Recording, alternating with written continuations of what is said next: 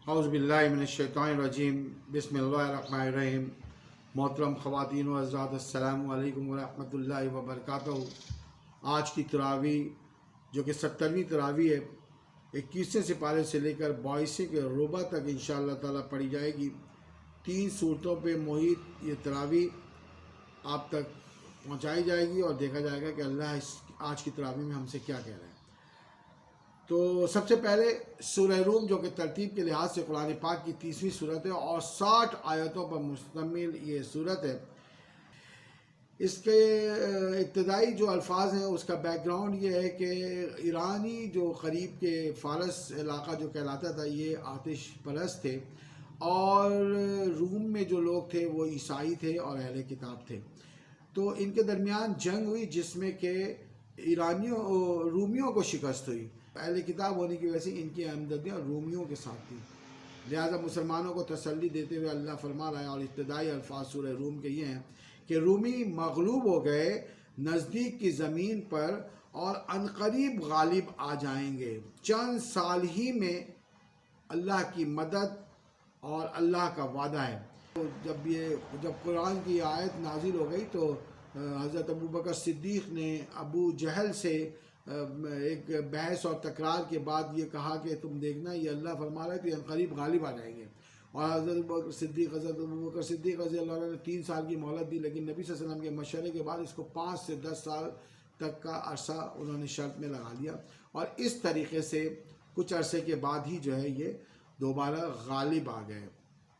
लिहाजा अल्लाह फरमा रहा है कि अल्लाह का वादा है, वो तो सिर्फ दुनियावी ज़िंदगी को ज़ाहिर किए जानते हैं और आखिरत से तो बिल्कुल ही बेखबर हैं। ये लोग बज़ाहिर ये लोग दुनियावी ज़िंदगी को देखते हैं, ये लोग आखिरत से बिल्कुल बेखबर हैं। बस अल्लाह ताला की तस्बीह पढ़ा करो और जब कि तुम शाम करो और जब कि तुम सुबह करो, और तमाम तारीफ़ें अल्लाह ही के लायक हैं जो आसमान और ज़मीन का रब है। तीसरे पहर को और ज़ोहर के वक्त भी उसकी पाकीज़गी बयान करो। अल्लाह ताला वो है जिसने तुम्हें पैदा किया है, रोज़ी दी है, फिर मार डालेगा, फिर ज़िंदा करेगा। बताओ तुम्हारे शरीकों में से कोई ऐसा है जो इन तमाम कामों को सर अंजाम दे सके। उसके बाद अल्लाह अपनी मज़ीद वहदानियत को बयान करते हुए फरमा रहा है कि वही ज़िंदा को मुर्दा और मुर्दा को ज़िंदा करता है और वही ज़मीन को उसकी मौत के बाद ज़िंदा करता है, इस तरह कि उसको दोबारा ताज़ा किया जाए और उसमें से फल और सब्जियाँ निकाली जाए। फिर अल्लाह ने अपनी कुछ निशानियाँ बयान की और अल्लाह फरमा रहा है कि तुमको मट्टी से पैदा किया है और इसके बाद दूसरी निशानी में ये बताया कि जिनसे और इन्हीं से तुम्हारी बीवियां पैदा की हैं ताकि तुम उनसे आराम पाओ। उसने तुम्हारे दरमियान मोहब्बत और हमदर्दी कायम कर दी है।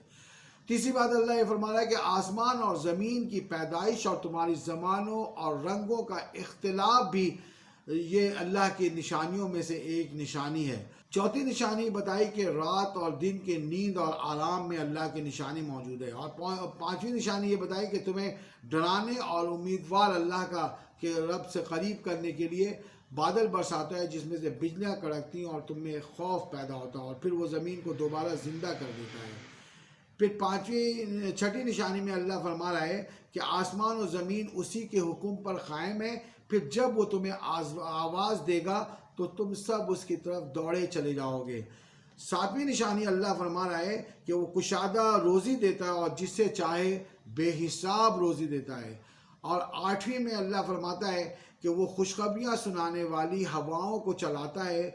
और फिर अल्लाह फरमा रहा है कि वही तुम्हारा रब है जो कि समुद्रों में कश्तियों को चलाता है और अल्लाह ही हवाएं चलाता है और वो बादलों को अबर को उठाए लिए फिरती हैं और फिर वो जिसके ऊपर चाहता है इसको बरसा देता है। अल्लाह ने फरमाया बेशक हमने इस कुरान को लोगों के सामने मिसाल बना दी है। और इन निशानियों को बयान करने के बाद अल्लाह ये फरमा रहा है कि इनके पास तुम कोई भी निशानी लेकर आ जाओ, ये तुम्हारी बातों को मानने वाले नहीं हैं और ये इससे कुफ्र व इनकार ही करते रहेंगे। इसके बाद अल्लाह हुक्म दे रहा है और फरमाता है कि बस क़ुराबतदारों और मिस्कीनों को और मुसाफिरों को और हर एक को उसका हक देते रहा करो। और जो सूद तुम खाते हो तुम ये समझते हो कि वो बढ़ रहा है, तो अल्लाह फरमा रहा है जो सूद पर देते हो लोगों के माल ताकि वो बढ़ता रहे, अल्लाह ताला के यहाँ नहीं बढ़ता। जो कुछ तुम सदका और ज़कात اللہ کی رضامندی کے لیے دیتے ہو اس سے تم کہیں بڑھا چڑھا اللہ کے حضور پاؤ گے۔ پھر اللہ نے فرمایا کہ خشکی اور تری میں لوگوں کی بدعمالیوں کی وجہ سے فساد پھیل گیا ہے، اس لیے کہ انہیں اس کے بعض کرتوتوں کا اللہ ان کو مزہ چکھا سکے۔ پھر اللہ نے فرمایا کہ ہم نے آپ سے پہلے بھی ہے نبی صلی اللہ علیہ وسلم، ہم نے آپ سے پہلے بھی رسول بنا کر بھیجے اور ان کو قوم کی طرف بھیجا، لیکن انہوں نے ان کی تذلیل کی اور ان کی دلیلوں کو پر اور ان کو جو پیغام دیا گیا اس کو انہوں نے نہیں مانے، اور ان کے گناہوں کا اللہ نے انتقام لیا۔ اور ہم مومنوں کی مدد، اللہ فرماتا ہے کہ ہم لازم کرنے والے ہیں، مومنوں کی مدد کرنے والے ہیں۔ پس آخر میں فرمایا کہ پس آپ صبر کریں، یقیناً اللہ کا وعدہ سچا ہے، اور آپ کو وہ لوگ ہلکا اور بے صبرا نہ کریں جو اللہ کی ذات پر یقین نہیں رکھتے۔ پھر سورہ لقمان ہے جو ترتیب کے لحاظ سے قرآن پاک کی 31ویں صورت ہے اور اس 34 آیت پر مشتمل ہے۔ اللہ فرما رہا ہے کہ یہ حکمت والی کتاب کی آیتیں ہیں جو نیکوکاروں کے لیے رہبر ہے، سراسر رحمت ہے، جو لوگ نماز کو قائم کرتے ہیں، زکوٰۃ کو ادا کرتے ہیں اور آخرت پر یقین رکھتے ہیں۔ یہی وہ لوگ ہیں جو اپنے رب کی طرف سے ہدایت پر ہیں، اور یہی لوگ نجات پانے والے ہیں۔ اور بعض لوگ ایسے بھی ہیں جو لغویات کو مول لیتے ہیں اور بے علمی کے ساتھ لوگوں کو اللہ کی راہ سے بہکاتے ہیں۔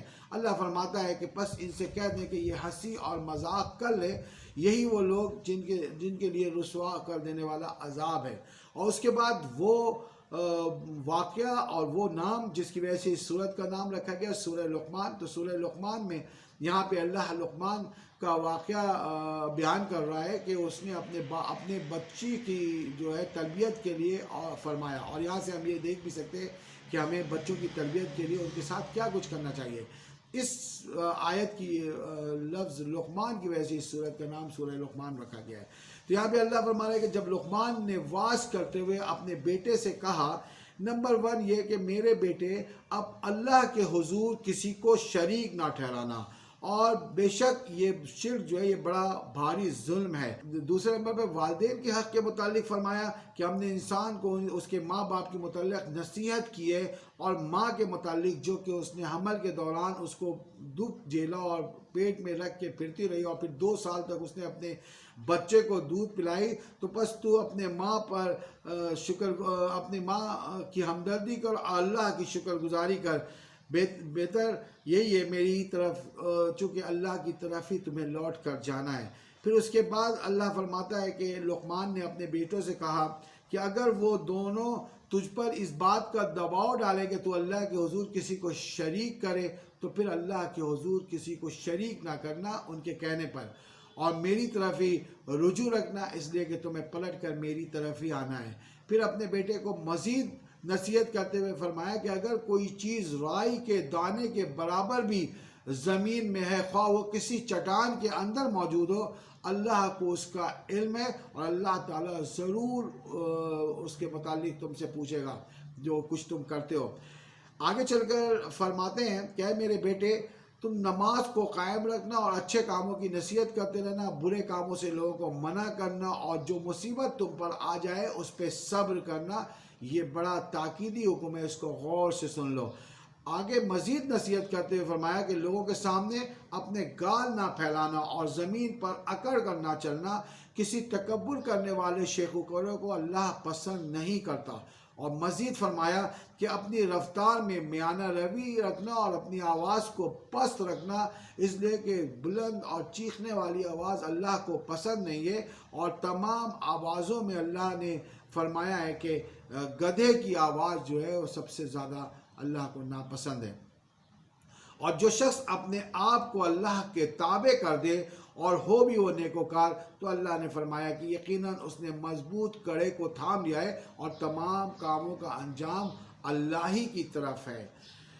اور لوگوں اپنے رب سے ڈرو، اس دن کا خوف کرو جس دن کے باپ بیٹے کو نفع نہیں دے گا اور نہ بیٹا باپ کو نفع دے گا۔ یاد رکھو دنیا کی زندگی کہیں تمہیں دھوکے میں نہ ڈال دے، اور یہ زندگی تمہیں بہت مختصر ہی دی گئی ہے۔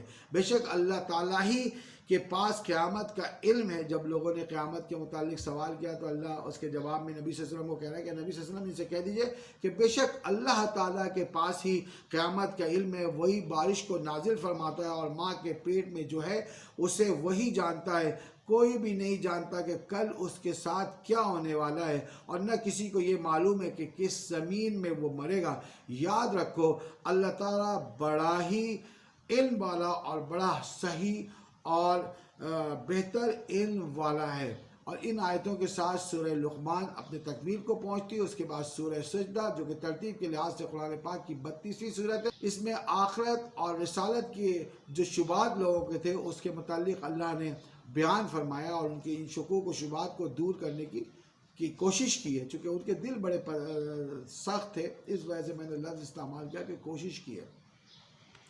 اس کے ابتدائی الفاظ یہ ہے کہ بلا شبہ اس کتاب کا اتارنا تمام جہانوں کے پروردگار کی طرف سے ہے۔ کیا یہ کہتے ہیں کہ اس نے یہ کتابیں، یہ چیزیں اپنی طرف سے گھڑ لی ہیں؟ ایسا نہیں ہے، بلکہ یہ تیرے رب تعالیٰ کی طرف سے ہے اور حق ہے۔ آپ ان کو ڈرائیں اور ڈرانے والا کہہ دیں کہ میں ڈرانے والا بن کر آیا ہوں۔ اللہ فرماتا ہے اللہ تو وہی ہے جس نے زمین اور آسمان کو اور جو کچھ اس کے درمیان ہے سب کو 6 دن میں پیدا کیا، پھر عرش پر قائم ہوا اور تمہارے لیے اس کے سوا کوئی مددگار اور سفارشی نہیں ہے۔ کیا پھر تم نصیحت قبول نہیں کرتے؟ وہ آسمان اور زمین کے درمیان جو کچھ بھی ہے اس سے باخبر ہے اور اس کے لیے تدبیریں کرتا ہے۔ ایک ایسے دن اس کی طرف تم سب لوٹائے جاؤ گے جس کا اندازہ تمہاری گنتیوں میں شمار نہیں کیا جا سکتا۔ کاش کہ آپ دیکھتے جب گناہگار لوگ اپنے رب تعالیٰ کے سامنے سر جھکائے ہوئے ہوں گے اور کہیں گے کہ اے ہمارے رب، ہم نے دیکھ لیا جو کچھ آپ نے کہا اور سن لیا، بس آپ ہمیں دنیا میں واپس لوٹا دیں تاکہ ہم کچھ نیک اعمال کر سکیں۔